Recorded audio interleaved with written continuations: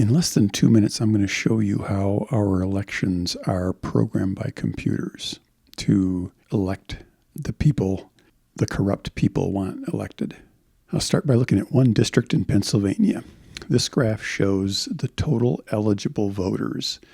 It takes the total population, this stuff you can get online, it's public information, and it eliminates the people under 18. If you look down at the bottom, it shows the age, 10, 20, 30, 40, and then up the side, the number of people. So it eliminated everybody under 18, shows that there's about, 8,000 people that are 18, and then 0 people that are 100. It takes out the people under 18, it takes out ineligible voters, and that line right there shows the total eligible voters for that district in Pennsylvania. Again, this is public information. This line, the black line, shows the total registered voters. So do you believe that in Pennsylvania District 4, 97.9% of all potential registered voters are registered? And the red line shows ballots received. Do you think it's a coincidence that those graphs have the same shape? What do you think the odds are of that? Suppose you're saying, well, it is possible. It's possible to happen in one district. Well, let's look at another district in a different state. Here's Hamilton County, Ohio. The top blue line is the population of eligible voters. The black line is the registered voters. And the red line, again, are the ballots received from that particular precinct. Now you're saying, well, it is possible. Well, let's look at a couple more counties. You'll notice the graphs have different shapes. That's because of different demographics. More older people live in some areas and more younger people live in some areas. But you will notice the registrations follow the curve of the population, and the ballots received exactly mirror the registrations. That does not happen randomly. This is why there are computer voting machines, that so sophisticated computer systems can monitor the actual vote and then fill in the votes for the candidates owned by the globalists. If you think all that is random chance, then you must have been educated in America's public school systems. If you're still here, now I'll show you more detail how they came to these conclusions and show indisputable evidence that the elections are rigged. Trump won by officially 8%, and we have pretty good controls here, but no, it's everywhere. I can kind of show you. Here's another county. Here's Hamilton County, Ohio. That's near Cincinnati. And once again, I'm starting with the census population. This isn't me making anything up. This is right from the 2019 census, because that was the most current census at the time. And then this is who's registered in Hamilton County. Does this look familiar? I've done thousands of counties now, and it's the same pattern over and over again.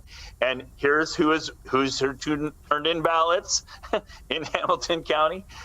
Does this look familiar? Do you see the same kind of relationship? I found were the algorithms that control how many registrations and how many ballots you need in every county to control an election. That's what I figured out. And it's widespread. It's in every state that I've checked so far, so I know it's not an accident. Right. It has to be done by an algorithm. Because computers are stupid. They can't do anything themselves. You have to tell them everything. And what you tell them is a set of instructions. Right. That's called an algorithm. It's just like a recipe. Right. A recipe is a set of instructions. And so don't be afraid of that word. I call it the key. So if you think of it, you can think of that 86% number as the key that converts the registrations into the ballots. Right. And yes, if I just take the black curve and multiply it by 86%, that helps you to see that those little bumps and wiggles are just absolutely reproduced. Right. It's just the odds of that happening in one county are ridiculously small. Right. But guess what? They happen in every county. Every county. And the thing is we don't have to just use one number.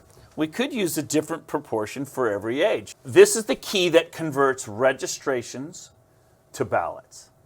In other words, the proportion of 20-year-olds or the proportion of 30-year-olds or the proportion of 40. And you look at that curve. That's a really smooth curve. In fact, mathematicians recognize this. It's called a sixth-order polynomial. The beautiful thing about a sixth-order polynomial is you only need 6 numbers.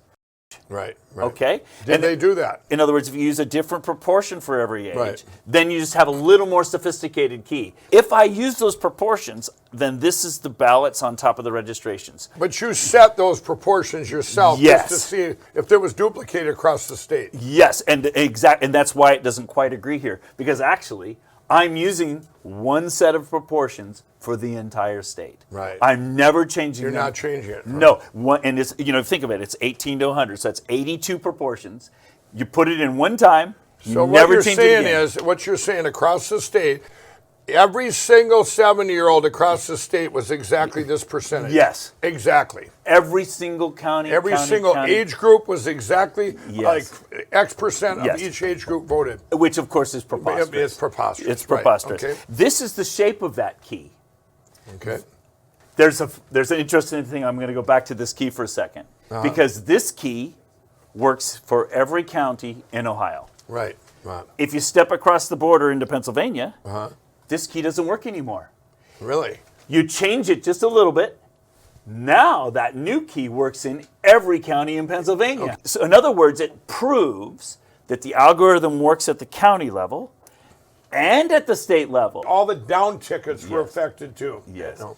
So Here's Ohio. So the population, registrations, and the red curve is the ballots. That shaded curve underneath, Right. that's what I'm predicting based upon the key. Did you catch that? What Dr. Frank did was he looked at the total population. He looked at a few different counties in any given state. In Ohio, he determined that they created 85.8% of the total voting population into registered voters.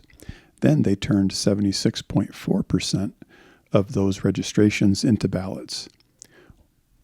Once he figured those numbers out, he predicted the outcome in every county.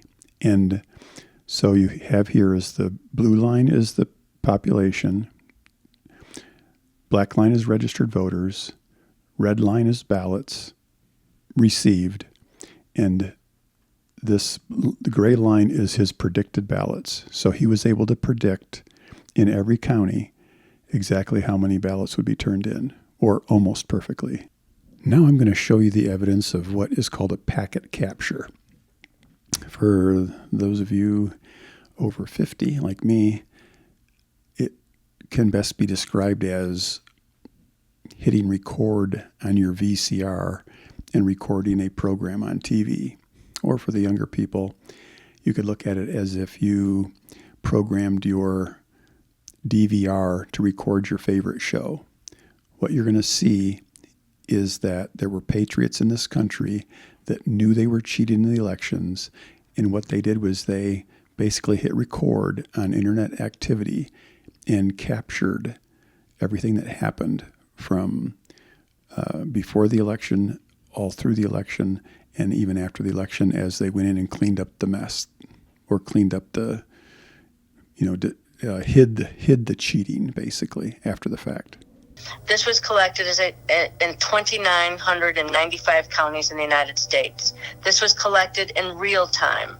All right, so if you go to the chart, what you will see is a documentation of foreign interference in the election. The first column, if you look at the chart, that shows that on 11/5/2020 at 7:43 and 38 seconds, we had a foreign intrusion, and it shows the IP address, the Internet Protocol address. That is the number of that protocol address of the hacker that entered into our election. The second column is the owner or source of that IP address. That shows that ChinaNet in Beijing province entered the election. It shows an ID. That is the unique address of a computer. That shows the exact computer using that IP source that entered into our election. The next is the target. That's the IP target. That's the Internet Protocol address of the target. All right? Then the next is the target state. In this case, it shows that it's Michigan. Where in Michigan? That's the next column. It shows that it's in Emmett County, Michigan. Then the ID target. That is the unique address of another computer in the United States that the hacker has gone into. And then it shows the method of intrusion. Now, on some cases, you're going to see that they use credentials. That means that they have fake credentials because there were administrators that had been placed on the Secretary of State's computers, false administrators. In other cases, it shows that they broke through the firewall. In some cases, they did both. Now, in the next column, it shows whether it was successful. You'll see a Y. That shows that, yes, it was successful. Now, oftentimes they're not successful and they have to go back and try for another intrusion, and then it shows whether that's in fact successful as well. Then in the final column, what you're seeing are votes changed. Now, in this particular case, when they went into Emmett County, Michigan, the votes that were changed was they stole 3,477 votes from Donald Trump. That's what you're looking at. Yeah, this is a documentation, the proof positive, by cyber experts from in this country that began documenting the theft of our election beginning on November 1st. So again, from before, during, and after the election, they documented the footprints of the foreign intrusion into our election. Every line on that drawing, all those moving lines, they represent the IP addresses of what I just showed you on the chart. Imagine you were one of the people in on this, and you went to Vegas, found some bookmakers, and said, I want to place a bet on being able to predict how many, let's say 30-year-olds in Antrim County are going to vote in the next election. What odds do you think they would give you? Then say, okay, I want to bet that I can predict how many 30-year-olds, how many 40-year-olds, how many 50-year-olds, how many 60-year-olds. Put all that together. What are the odds that you would get? Do you think if you had this information ahead of time, you could make a fortune like that? I do. We need to share this video with everybody we know. The more people that are made aware that our elections haven't been elections in a long time, the better chance we have of saving our country. There are corrupt politicians on both sides of the aisle that are being selected, not elected. That's why the Republicans aren't moving to fix this. We have to do the work ourselves. We have to share this with everybody we know. Don't expect the algorithms to spread this around. In fact, they will suppress it. You need to email the link or whatever you can do to get this in front of as many people as you know. Thank you. God bless you, and God bless America.